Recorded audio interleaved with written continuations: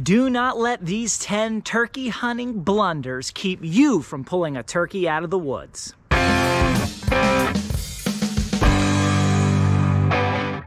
George here with the New Hunter's Guide YouTube channel and podcast. I'm a regular hunter who just so happens to have a PhD and a low tolerance for marketing hype, trying to help people figure out what really works and what doesn't. And today I've got a list of my top 10 turkey hunting blunders that might be hindering you right now from pulling more birds out of the woods. I'm going to save what I think is the biggest one for last. We're going to start though with number one, and that is this: not testing your gear. All right, this is a big issue, guys. A lot of people run into this. They get new stuff and they just don't test it before they're in the woods, before daylight, trying to figure out what they're doing. That might be new boots. That might be new socks. That might be new pants. You get any one of those and then you realize once you're in the woods, oh, I can't even walk quietly, or it hurts to walk, or I can't sit down right. You gotta test your stuff. You gotta try it on. You gotta walk around. You gotta wear it on for a little bit. You gotta figure out, how's it gonna work for you? Will it impact you and your hunting? Same thing goes for guns and ammo. Always test. Pattern test, use everything, make sure that it cycles, make sure that your point of impact is on target with your point of aim. You would be shocked how many times you get a different turkey load or even a different choke tube and it moves your pattern over. That could be the difference between hitting or missing a turkey. Square, I mean, just unbelievable. Always test your gear. You've got to do it. Number two turkey hunting blunder: not being stealthy enough. Very little compares to the need for stealth in turkey hunting.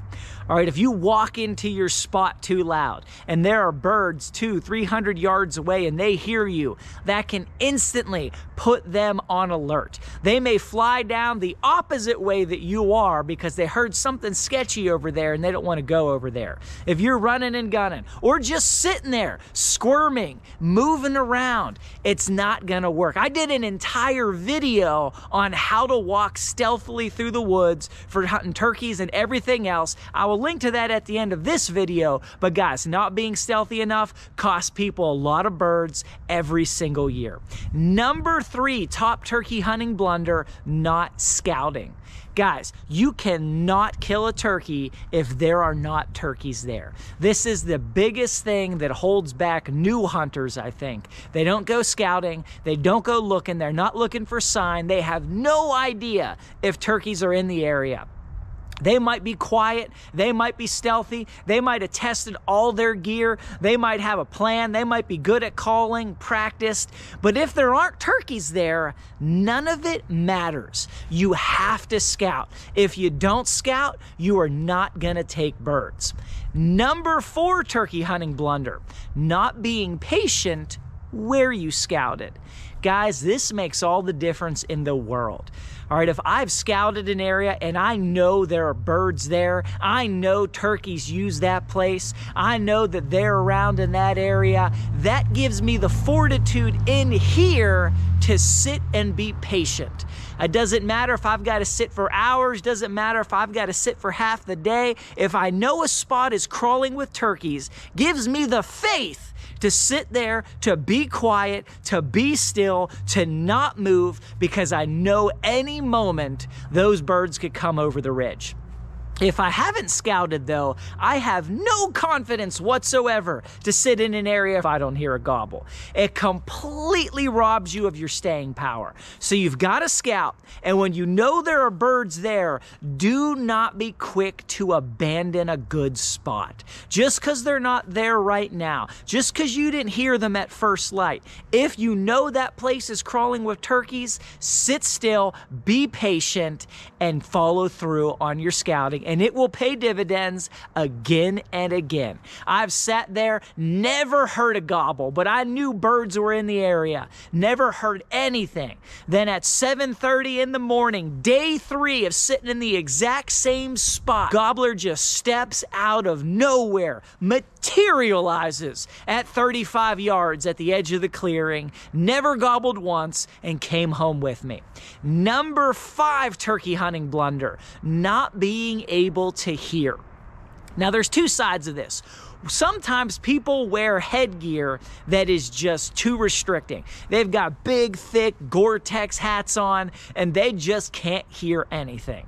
Hearing is very important for turkey hunting. Hearing those gobbles, hearing those footsteps, hearing other things, you gotta be able to hear. If you can't hear, it's gonna hinder you. So you wanna make sure that your ears aren't restricted. Number 6 turkey hunting blunder, not adapting, being too rigid in your thinking, your strategy, or your tactics. This happens all the time.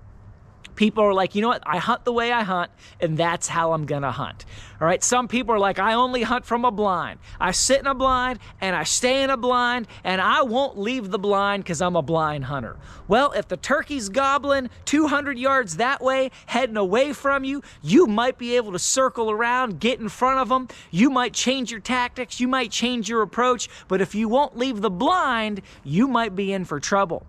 On the other side of the coin, if you're just a runner and gunner, and you're like, I run and gun, and that's all that I do, but you scout and you know there's turkeys in this spot, but they're not here right now, what do you need to do? You got to change your plan. You got to sit, you got to find a spot. Maybe you got to set up a blind. You got to hunt differently so that you can take the birds that you have the opportunity to hunt. You've got to adapt. Number 7 blunder, being called in by other hunters. This, guys, is a major issue, not just in order to improve your turkey hunting, but to not die.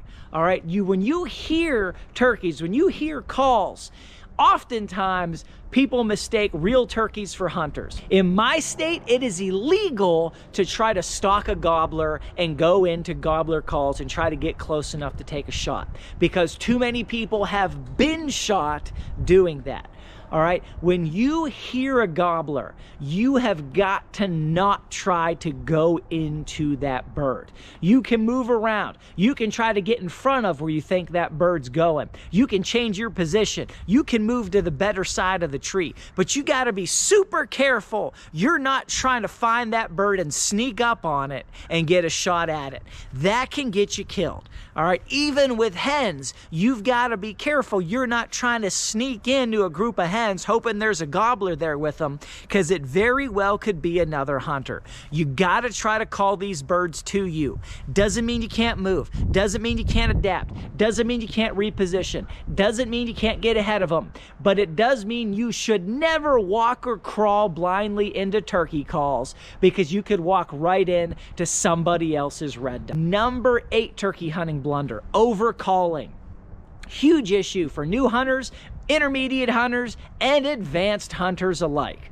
All right, overcalling, guys, is massive. When it comes to turkey hunting, 9 times out of 10, less is more. All right, the less you call and the softer you call, the better your results are going to be. People often, they get bored, so they just keep calling. They don't know what else to do, so they just keep calling. This can keep birds from coming in. This can cause them to get hung up. This can do all sorts of other things. The best thing you can do almost every time is call less and call quieter. Now, there are times where you do want to call loud, but most of the time, people blunder by doing it too much. Number 9 turkey hunting blunder, trying to spend your way to success.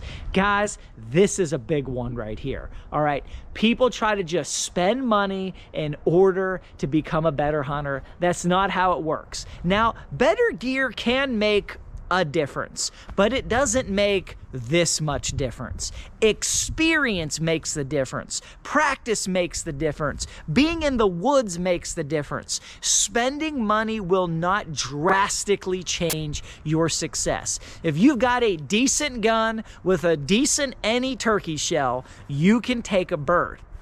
What you need to do is focus on spending time in the woods. The more experience you have, the more you'll learn about what kinds of gear might give you incremental increases in your ability to hunt.